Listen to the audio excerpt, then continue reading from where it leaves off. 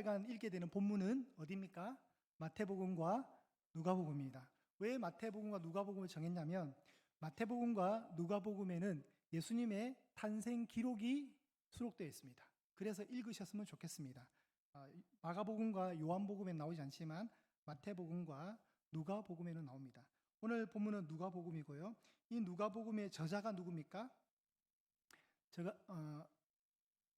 답이 있죠. 누가복음의 저자는 누가입니다. 3절에 보시면 그 모든 일을 근원부터 자세히 미루어 살핀 나도 할 때 나가 누가를 얘기하는 겁니다. 이 누가가 한 사람에게 이 복음서를 전합니다. 누굽니까? 데오빌로 가카라는 로마 아마 그 정부의 꽤 고위 관료로 예측되는 사랑을 받은 사람, 데오빌로라는 사람에게 이 복음서를 써 보내는 것이 좋은 줄 알고 본인이 썼다고 기록을 합니다. 오늘 설교 제목은 설계자, 주관자, 초월자라고 정해봤습니다. 설계자, 주관자, 초월자는 누구를 얘기할까요? 하나님을 얘기하는 겁니다. 하나님이 이 땅에 예수 그리스도를 보내셨습니다. 왜 보내셨습니까? 기독교의 절기 중에 가장 중요한 절기가 두 개가 있습니다. 사실 추수감사절은 우리가 그냥 감사를 기념하기 위해서 만든 겁니다. 맥주감사절도 구약의 정신을 살려서 그냥 오늘 현대 우리 한국교회가 6개월의 시간을 돌아보며 감사하자는 뜻으로 맥주감사절을 했지만 사실은 굳이 그거 안 한다고 지옥 가거나 교회가 무너지지는 않습니다. 그런데 반드시 기억해야 될 두 가지의 절기는 있습니다. 뭘까요, 여러분? 6월절요? 네. 나중에 이제 오후 예배 때 할 거고요. 예수님이 오셔야 되니까 성탄절. 예수님이 다시 살아나셔야 되니까 부활절입니다. 성탄은 예수님이 오심을 기념하는 겁니다. 12월이 되었습니다. 12월. 빠르죠, 여러분? 빨라요. 제가 신년 특세 끝나고 했던 말이 있습니다. 금방 성탄절 온다고. 근데 여러분 눈 떠보니까 12월이죠. 너무 놀랍지 않습니까? 네. 12월이 되었습니다. 12월에 기억해야 될 것은 성탄입니다. 그런데 사실은 제가 성탄절 수요일 날 성탄절 12월 25일 날 설교를 하겠지만 예수님은 이렇게 추운 날 오신 건 아니에요. 예수님은 추운 날 오신 건 아닙니다. 예수님은 언제 오셨냐면 6월절에 어린 양으로 오셨거든요. 그러면 6월절은 언제쯤이냐면 우리 태양력으로 볼 때 4월에서 5월입니다. 그러니 겨울이 아닌 거예요. 그러니까 아기 예수님이 마구간에 그 추운 겨울날 누우셨다고 여러분 안타까워 안 하셔도 됩니다. 생각보다 더웠습니다. 그러니까 예수님 너무 불쌍하게 여기지 않으셔도 됩니다. 자, 아기 예수님 이 땅에 왜 오셨습니까? 우리가 구원받아야 되기 때문에 오셨습니다. 우리를 살리기 위해서. 그러면 아기 예수님을 보내기로 설계하신 분이 누구십니까? 하나님이십니다. 그리고 아기 예수님을 오게 해서 모든 이 십자가의 과정, 부활의 과정까지, 성천의 모든 과정까지 그걸 모두 주관하셨던 분이 누구십니까? 하나님이십니다. 과거와 현재와 미래의 모든 시간과 범위를 초월해서 모든 것을 다스리신 분이 누구십니까? 하나님이십니다. 그 하나님이 우발적으로 계획한 것이 아닙니다. 예수천당 불신지옥이 아닐 수도 있다 그랬죠. 예수천당 그냥 지옥입니다. 저와 여러분은 그냥 지옥이에요. 지옥 인생이에요. 잘하면 지옥 가고 잘하면 천국 가고 못하면 지옥 가는 것이 아니라 그냥 처음부터 지옥 가기로 돼 있었어요. 그래서 지옥이라는 저주의 급물살에 쓸려서 휙 그냥 빨려들어서 그냥 휙 내려가고 있었어요. 그리고 나야가라 폭포보다도 더 높은 그 무언가 음부의 세계에 지옥이라는 곳에 여러분이 떨어지게 돼 있었어요. 그런데 하나님이 설계하셨고 하나님이 주관하신 그 구원의 섭리가 있었고 아들을 보내셔서 예수님이 던져주는 구명 그 튜브 같은 그 구명 기구를 우리가 붙잡아라 해서 붙잡았고 예수님이 끄집어내 주신 거예요. 그래서 산 거예요. 그리고 우리가 왜 지옥 갑니까? 죄를 많이 지어서요? 우리가 왜 천국 갑니까? 착하게 살아서요? 아닙니다. 우리가 예수님을 믿어서 천국 가는 것이고요. 예수님을 안 믿어서 지옥 가는 겁니다. 예수님을 안 믿어서. 그런데 우리에게 뭐가 있습니까? 예수님을 믿는 믿음이라는 선물을 우리가 받아서 이 자리에 앉아 있는 겁니다. 하나님이 설계자가 되셨고 주관자가 되셨고 초월자가 되셔서 그 아들을 보내셔서 우리를 살려주신 겁니다. 그 아들의 오심을 기억하고 기념하는 것이 성탄절입니다. 이것은 그냥 하나의 1년에 한 번 있는 절기가 아닙니다. 두 번째 사진 한번 올려주실까요? 그림을 한번 보여드릴 테니까 오류를 한번 확인을 해 주십시오. 우리가 흔히 예수님을 묘사할 때 이렇게 묘사합니다. 마구간에 예수님이 태어나셨죠. 자, 여기서 오류가 있습니다. 이 그림의 잘못된 점 뭘까요? 이렇게 되면 아무도 우동을 못 드실 것 같아서 제가 정답을 공개하겠습니다. 여기에 있는 여기 이쪽이 방향이 여기 있는 저 멋있게 생긴 사람들 3명이 동방의 박사라고 합니다. 그죠? 동방의 박사들은 예수님이 태어난 그날에는 없었습니다. 예수님이 태어날 때는 별이 있었거든요. 그래서 저 지금의 이란 땅 페르시아에서 그 별을 보고 움직이기 시작했습니다. 그래서 예수님이 탄생할 때는 누가 있었습니까? 양치던 목동들만 있었습니다. 그러니 저 그림은 잘못된 겁니다. 이 부분에 관해서는 나중에 성탄절 설교 때 얘기하도록 하겠습니다. 내려주셔도 됩니다. 자, 우리가 선극을 통해서 특히 이런 일들을 많이 하잖아요. 선극을 통해서도 그리고 그림을 통해서 우리가 잘못 알고 있는 거죠. 여기서 3절에 오늘 본문의 3절에 보시면 그 모든 일을 근원부터 자세히 미루어 살폈다 했잖아요. 우리도 하나님 말씀을 자세히 살펴야 됩니다. 그렇게 살펴야 이런 오류에 안 빠집니다. 우리가 성경에서 많이 실수하거든요. 제가 1992년도에 고등학교 1학년 때 교회를 다녔고 그 해에 12월 24일 성탄 전야 축하밤 때 성극을 하라 해가 저도 성극을 했습니다. 그때 제가 맡았던 성극의 배역이 사탄 2였습니다. 사탄 2. 사탄 1, 사탄 2, 사탄 3가 있었는데 제가 사탄 2. 교회 다닌 지 6개월 만에 엄청난 배역을 제가 소화해냈었습니다. 사탄. 그래서 성극을 했습니다. 그때도 아마 동방박사 얘기를 같이 했던 것 같아요. 근데 시간이 지나서 자세히 미루어 살펴보니까 아니라는 사실을 알게 되었습니다. 여러분, 우리가 왜 하나님 말씀을 자세히 미루어 살펴야 되냐면 4절에 나옵니다. 알고 있는 바를 더 확실하게 하기 위해서입니다. 여러분에게 믿음이 있습니다. 그러나 그 믿음을 어떻게 해야 됩니까? 더 확고하게, 확실하게 해야 될 필요가 있습니다. 누가복음의 저자인 누가는 데오빌로라는 사람에게 이 복음서를 쓰는데 이 데오빌로가 또 한 번 더 나오거든요. 이 또 한 번 더 나오는 본문이 사도행전 1장 1절입니다. 올려주실까요? 사도행전 1장 1절 제가 읽겠습니다.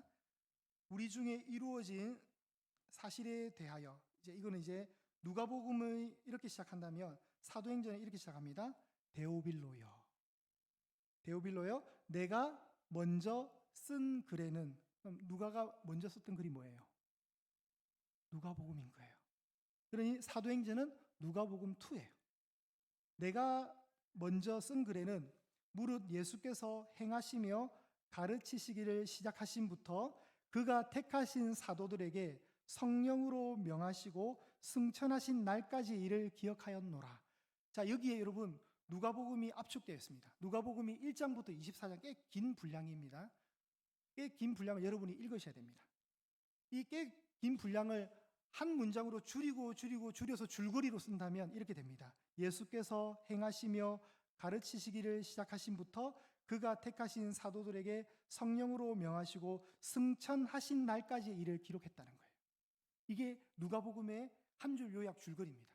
실제로 마지막 장인 24장에 가면 예수님이 승천하십니다. 그리고 이제 부족했던 부분들을 더 보강하기 위해서 두 번째 복음서처럼 보이는 사도행전을 데오빌로에게 썼던 사람이 누가입니다. 그럼 누가는 직업이 있었습니다. 직업이 뭐였습니까? 혹시 기억나세요? 요새 의대 정원 몇 천 명입니까? 2천 명이 늘었잖아요. 그 의대 정원 할 때 그 의사. 누가의 직업은 의사였고 의사는 학문적으로 깊이 있게 공부를 많이 한 사람이죠. 그러니 이런 기록물을 쓸 때 굉장히 꼼꼼하게 자신의 성향과 기질을 가지고 충분히 기록을 잘 남겼다고 생각이 됩니다. 그래서 누가복음에는 의학적 용어도 꽤 많이 등장합니다.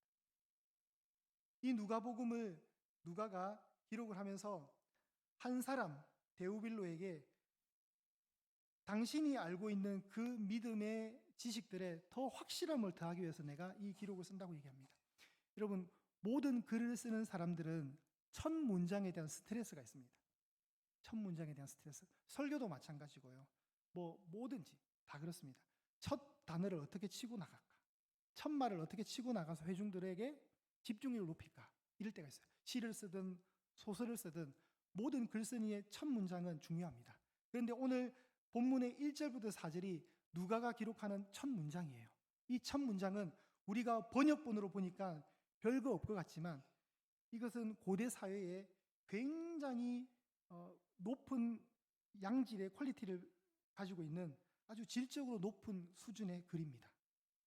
그리고 5절부터 끝나는 절이 몇 절일까요? 1장이 몇 절까지 되었습니까, 여러분? 무려 80절까지 있습니다. 꽤 많죠. 그래서 이번 주에 읽으실 때 목사님 왜 이걸 읽으라 했지?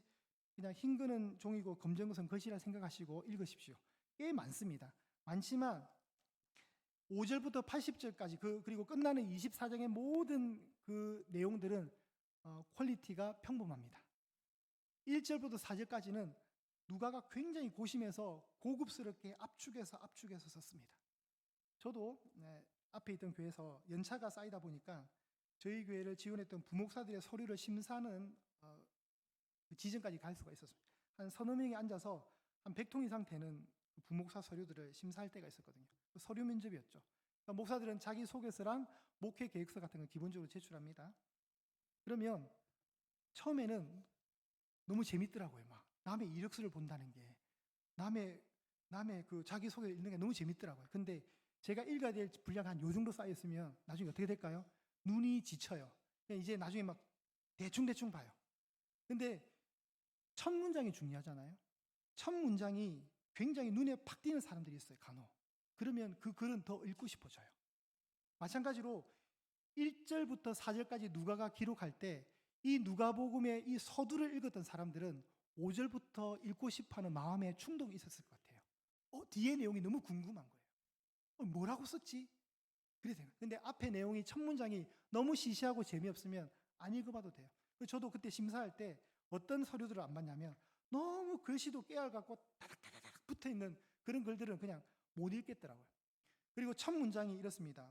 저는 강원도 산골 마을에서 부유하지 않지만 화목한 가정에서 이남 삼녀의 둘째 아들로 태어나, 이런 거는 그냥 읽지도 않아요. 그냥 요새 그렇게 쓰면 안 돼요, 여러분. 한 방이 팍 있어야 돼요. 막 정신 차려 이렇게 해가지고 탁 보게 해야지.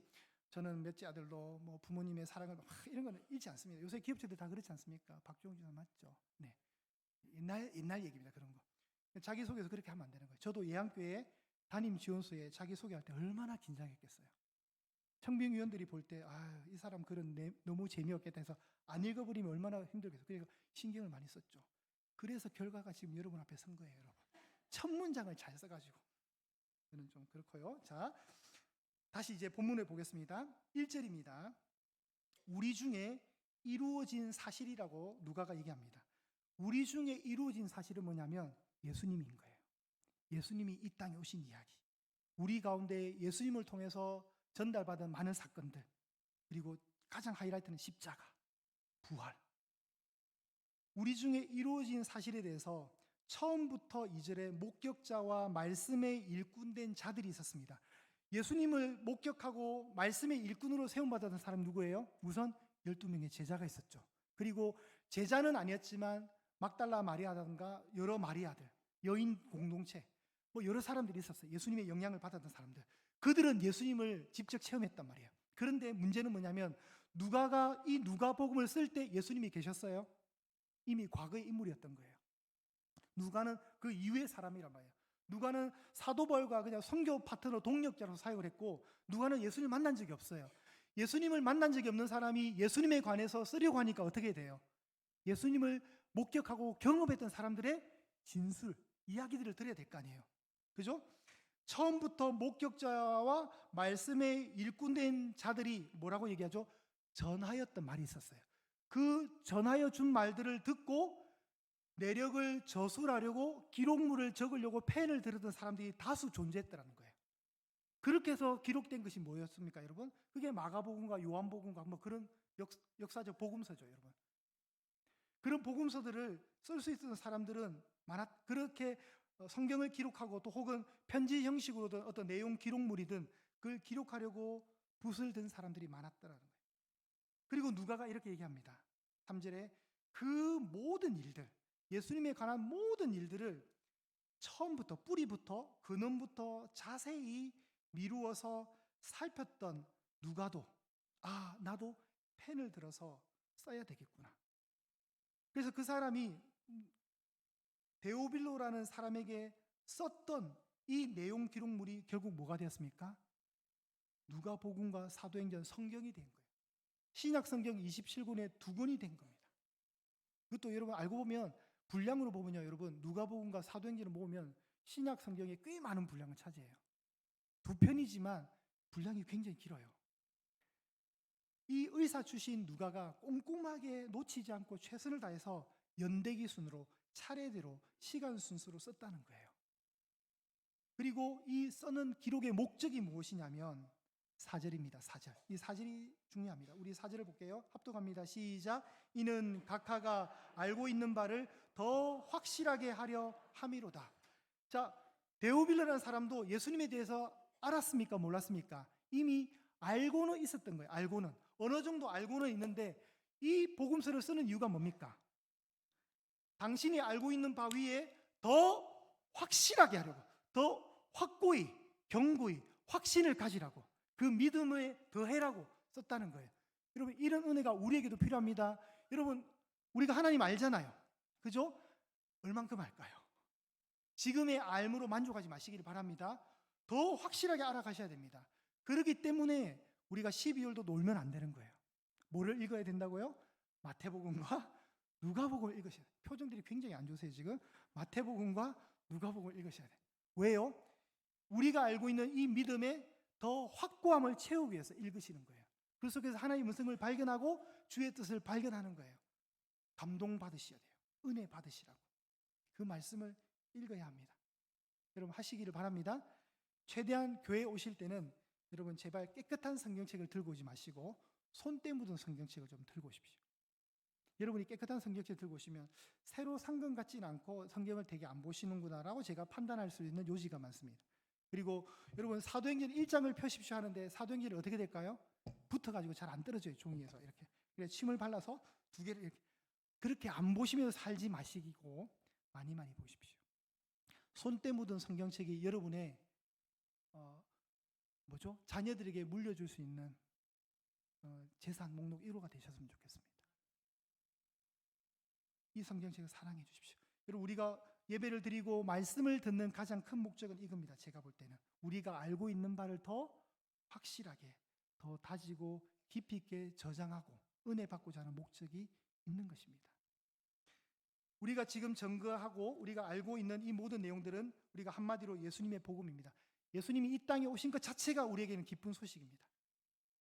이 복음이 원문에는 어떻게 기록이 되냐면 유앙겔리온이라고 되어 있습니다. 기억 안 하셔도 됩니다. 우리나라는 복음인데 헬라말로 하면 유앙겔리온입니다. 근데 이 유앙겔리온은 2000년 전에 1세기 때는 우리가 알고 있는 복음으로 이해되지 않는 단어였습니다. 이 유앙겔리온이라는 단어는 로마 황제에게 썼던 표현입니다. 로마 황제가 아들을 낳았어요. 기뻐요, 안 기뻐요? 그게 기쁜 소식 유앙겔리온 복음이었어요. 아, 이제 우리 로마 제국이 이렇게 건강하게 혈통적으로 왕을 이어서 우리 제국이 더 든든하게 서가는구나. 이걸 기뻐했어요. 이게 기쁜 소식이었어요, 그들에게. 또 한 가지는 뭐냐면 로마가 전쟁에 나가서 이겼습니다. 영토가 크게 더 확장되었습니다. 쭉쭉쭉쭉 더 뻗어가는 그 로마 제국의 확장성을 보면서 사람들은 유앙겔리온 복음이라고 외쳤습니다. 그런데 성경은 이 복음을 다르게 봅니다. 마가복음 1장 1절 보실까요? 어떻게 되냐면 하나님의 아들 예수 그리스도의 복음의 시작이라고 복음을 얘기합니다. 그런데 이 복음은 황제가 안 나오잖아요. 로마가 안 나오죠. 뭐가 나옵니까? 하나님의 아들 예수님이 유앙겔리온이라고 선포하는 거예요. 그러면 로마 제국의 정치권에서 이 문장을 받으면, 이 문장을 읽으면 굉장히 불쾌한 단어가 돼요. 로마 황실에서 이 단어를 보는 순간 반역으로 치는 거예요. 그런데 마가는 굉장히 공격적으로 이 표현을 썼습니다. 저돌적으로. 하나님의 아들 예수 그리스도의 복음의 시작이다. 이 복음은 황제와 로마 제국에만 쓰는 기쁜 소식이었는데 아들 예수가 오신 이 사건을 복음으로 얘기한 거예요. 이건 뭐냐면 한번 싸워보자고 시비 거는 거예요. 이거는 쿠데타예요, 쿠데타. 그런데 마가를 시작하는 포문을 여는 이 한 문장, 첫머리가 중요하다 했잖아요. 이 첫머리에 핵폭탄을 던진 거예요. 복음은 예수님이다. 복음은 예수님 황제가 아니다. 복음은 예수님이라는 거예요. 그러면 우리가 오늘 복음을 읽어야 됩니다. 1장에 보시면 누가복음 1장에 우리 찾아보겠습니다. 1장에 복음을 만나보겠습니다. 1장 47절입니다. 1장 47절. 누가는 마리아의 찬양을 통해서 무엇을 얘기하냐면 1장 47절에 찾으셨나요? 바로 뒤에 가면 있죠. 내 마음이 하나님 내 구주를 기뻐하였다. 자, 복음이 나왔습니다. 우리에게 누가 오셨습니까? 구주가 오심을 기뻐하는 거예요. 구주가 오셨습니다.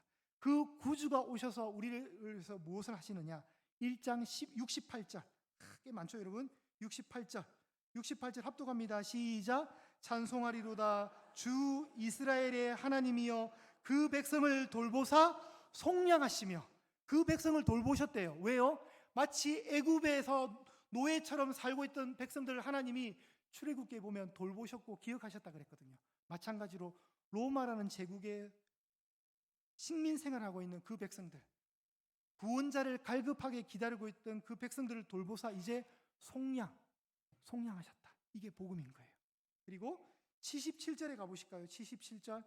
이제 핵폭탄급 단어가 하나 나옵니다.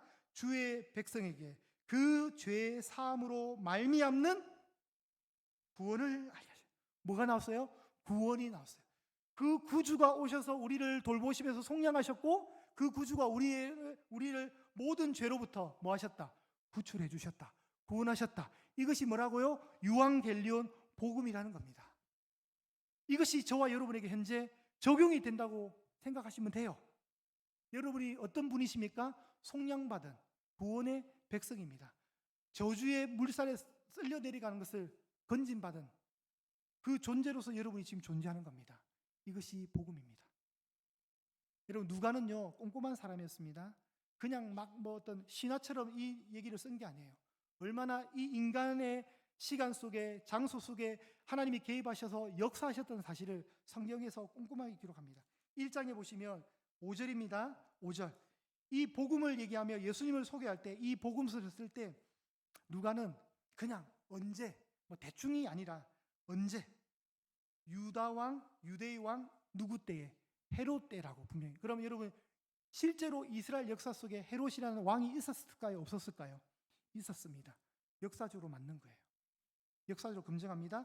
2장으로 가보실까요? 2장 1절. 2장 1절에 이제 예수님이 호적하기 위해서 베들레헴으로 가셔야 됩니다. 나사렛에서 베들레헴으로 가실 때 그때의 그 로마의 황제 이름이 노출됩니다. 누굽니까? 가이사 황제 아우구스투스라는 실제 역사적 인물. 그 황제 때 예수님이 이야기를 합니다. 그리고 장소마저도 얘기합니다. 4절에 보시면 요셉도 다윗의 집 족속이므로 갈릴리 나사렛 동네. 장소가 어디였습니까? 나사렛이라는 실제 동네에서 그때의 누구 왕 때 일어났던 사건임을 얘기합니다. 허무맹랑하게 지은 사건이 아니라는 거죠. 이게 우리가 믿는 성경입니다. 그러면 온 세대 예배를 드리는 우리가 오늘 무엇을 강조받아야 되냐면 성경은 실제 역사에서 일어났던 사건도 외면치 않고 기록했다는 겁니다. 우리가 믿는 하나님은 가짜가 아니고 우리가 믿는 성경의 모든 내용들은 허무맹랑한 지어낸 신화와 같은 얘기가 아니라는 사실입니다. 우리 청소년부, 우리 유아동부 친구들 믿으셔야 됩니다. 이 사건은 실제했고 실제로 증명할 수 있다는 겁니다. 그리고 그 속에 예수님이 오셨고 그 예수님이 온 사실 자체가 복음이라는 거예요. 복음. 유앙겔리온. 그게 무슨 상관이에요? 2000년 전에 그분하고 나랑 무슨 상관이 있다니까요. 그분을 알아야 천국 가는 거예요. 그분을 알아야 내 세대한 소망이 있는 거예요. 교회가 시간을 많이 들여서 이 가짜 같은 이야기를 막 허무맹랑하게 말하는 게 아니에요. 그래서 우리가 입교를 받는 일, 세례를 받는 일, 이 가치 있는 일은 너무나도 중요한 거예요. 이제 우리가 이 세례를 통해서 예수님과 합해지는 거예요. 예수님과 한 몸 되는 거예요. 상징적으로. 그러니 경홀히 여길 일이 아니죠. 우리가 이제 12월 이 한 달 동안 아기 예수님을 많이 생각하셔야 됩니다. 그분이 왜 오셨는가? 왜 왔다고요? 나 때문에. 그분이 오셔서 뭘 했다고요? 나를 위해서 죽으신 거예요.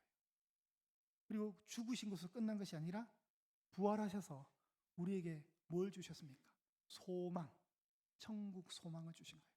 하늘 영광을 버리시고 이 땅에 오셔서 십자가를 지시고 죄를 사하셨고 무덤에서 일어나셨고 하늘로 올리신 그분이 바로 2000년 전에 가장 불편한 이 인간의 몸으로 오셨던 참신, 인간의 몸으로 오셔서 가장 꼴찌 자리에서, 그죠 여러분?